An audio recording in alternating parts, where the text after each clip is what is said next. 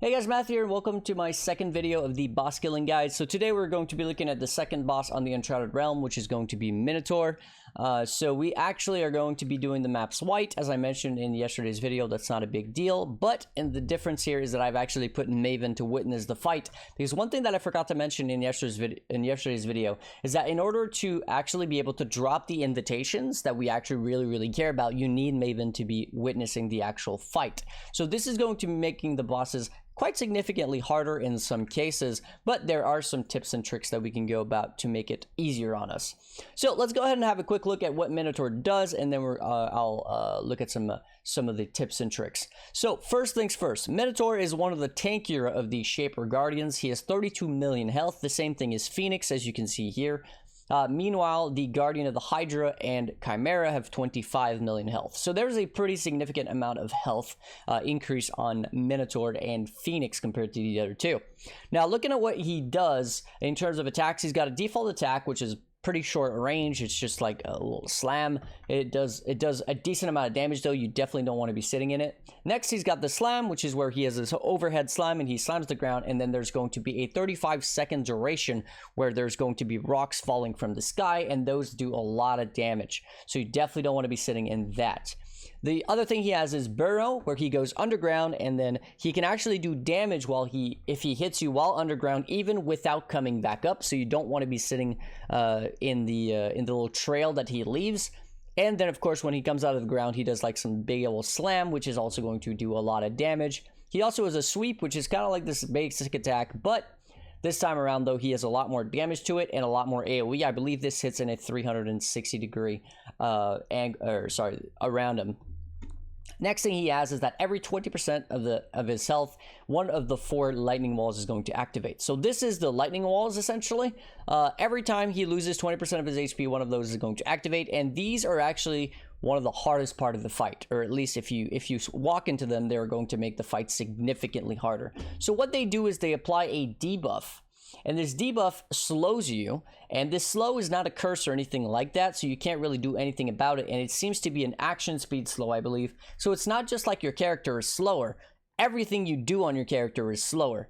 Using your skills is going to be slower, using your movement abilities is going to be slower, everything is slower, and it makes it really hard if you get hit by one of those to actually not die instantly afterwards, if your build is one that gets one-shotted.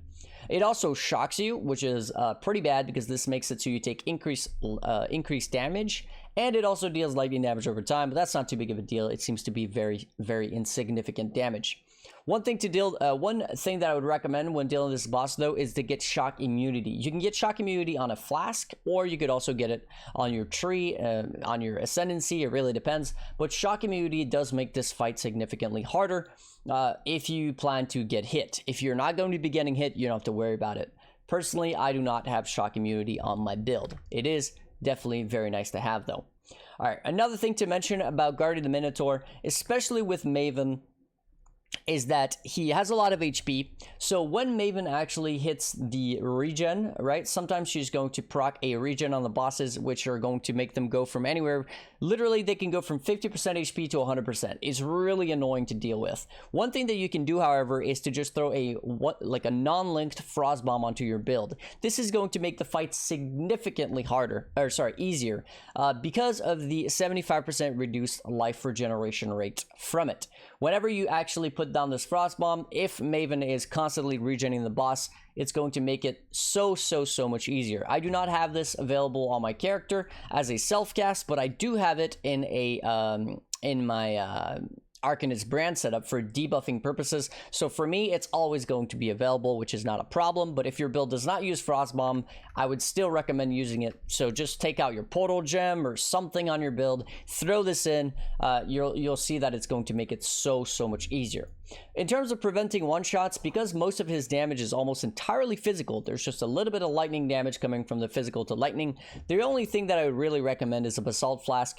Obviously, if you're going for armor stacking, a Granite Flask can work, but Basalt is really going to be the way to go here. There's not too much in terms of elemental damage to care about.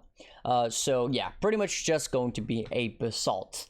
Okay, So now we've talked about that, let's talk about real quick, I guess I forgot to mention how we actually access this boss. So this boss is a Shaper Guardian, of course. So as I mentioned yesterday, these maps, the Guardian maps, are basically going to be a random drop from the Awakening level bonus. For example, I believe it's 0.5% chance per Awakening level. So I have Awakening level 9, which gives me 4.5% chance to drop a Shaper Guardian map when I kill a T14 plus boss. So that's pretty much the way to go about it. I also believe that they do get sold by Xana once in a while. So now that we've looked at that, let's go ahead and jump into the actual boss fight. You guys are already aware of the loot. What we care about is the fragment, which is completely guaranteed.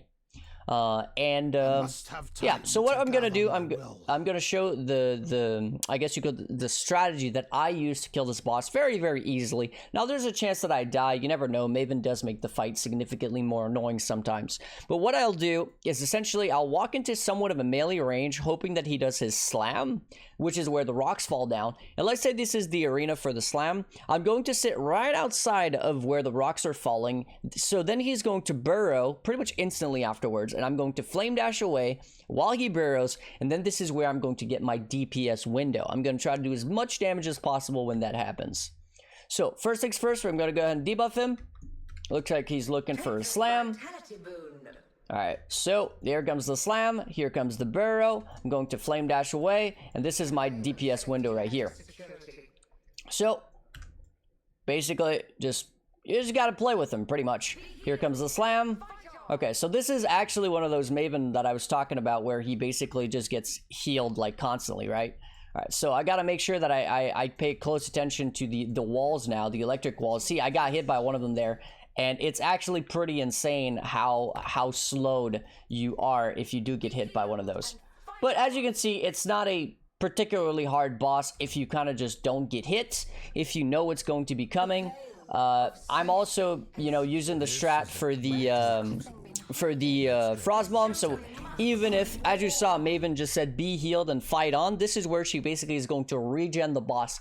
And when she says take this vitality boon, the exact same thing. So I'm glad we got this as an example, because if I didn't have frost bomb on my build right now, I would probably still be fighting him, and he would probably be still full life, because it makes the fight significantly harder if he is able to regen to full every single time. Well, that's pretty much how you deal with this guy with very little damage and very little survivability. As you saw, you just don't get hit ever. In terms of map mods, one thing that I kind of forgot to mention, in terms of map mods, one thing that is going to make this boss really, really hard is going to be AoE.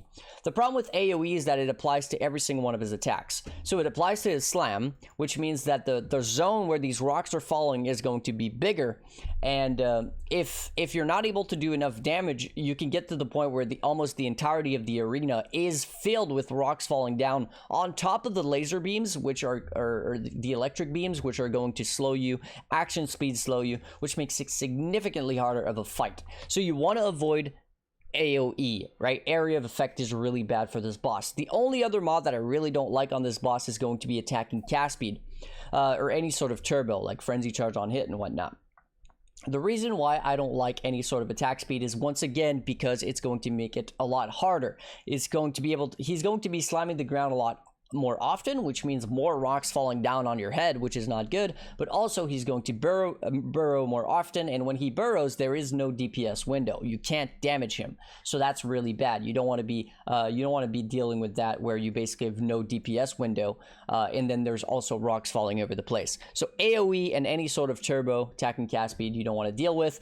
Anything else on this boss is perfectly okay. One thing that I would avoid is basically the vulnerability curse, because he does mostly almost entirely physical damage, and vulnerability is going to make it so your character is going to basically die instantly from any sort of physical damage from this guy. Even if you think you're tanky, you're probably not against vulnerability. So one thing to prevent that is to just go for a warding flask. That's what I personally do. But if your build does not have access to a warding flask, then definitely you want to not deal with with vulnerability curse for this boss. So that's pretty much it, how you deal with Minotaur and everything that comes alongside it, as well as my strategy to killing him very, very easily on a build with significantly low DPS and survivability, again using the exact same very, very cheap and scuffed build that I used in the last showcase. So hopefully you guys enjoyed this video. Before I go, I want to say massive thank you to my supporters. So Joseph, Atticus, Don, Brandon, Fruitfly, Reese Panda, Central Bard, Adorant, welcome back, Neroth, Jacob, Thomas, Nike, the Great Master, Raymond, Alex, Emil, Tim, Grimoire, Lost with the Map, Flame Scorpion, Nathaniel, Richard, Johnny, Scott, Ronald, Willie, Kevin, Moonkiss, Mercury, Bitizen, and of course Axel. So it was a massive thank you to everybody else who wishes to remain anonymous or who has supported me in the past. Hopefully you guys enjoy the video, and I'll catch you guys in the next guide. Peace.